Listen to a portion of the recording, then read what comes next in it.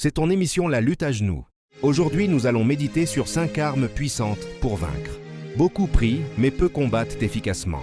Le combat spirituel ne se gagne pas par des mots vides ou des émotions, mais avec des armes que Dieu lui-même nous donne. Si tu veux voir des percées dans ta vie, ta famille, ton ministère, reste jusqu'à la fin de cette vidéo. Tu pries, tu jeûnes, mais les choses semblent se stagner. Peut-être que tu ignores les armes que Dieu a mises à ta disposition. Le combat spirituel est une réalité quotidienne.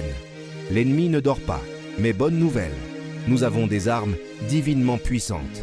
Aujourd'hui, je vais te révéler 5 armes bibliques que tu dois activer pour vaincre. 1. La parole de Dieu, l'épée de l'esprit, Éphésiens 6, 17. Prenez aussi le casque du salut et l'épée de l'esprit, qui est la parole de Dieu.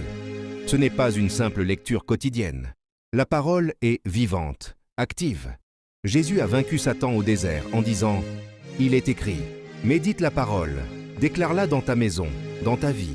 Utilise-la pour répondre aux mensonges de l'ennemi. » 2. La prière fervente, l'arme de percée, Jacques 5, 16. La prière fervente du juste a une grande efficacité. Il y a des prières tièdes et il y a des prières en feu, remplies de foi et de larmes. Ce sont celles-là qui brisent les chaînes. Ne récite pas, ne récite plus. Parle à Dieu avec foi, avec profondeur, avec insistance. Prie avec les Écritures. 3. La foi, le bouclier contre les flèches enflammées. Éphésiens 6, 16. Prenez par-dessus tout cela le bouclier de la foi, avec lequel vous pourrez éteindre tous les traits enflammés du malin. Quand tu doutes, tu laisses des portes ouvertes. La foi est ce qui te permet de tenir ferme, même quand tout semble s'écrouler. Nourris ta foi avec la parole, les témoignages, la louange. Refuse de vivre par la vue. 4. La louange, l'arme qui libère. Actes 16, 25, 26.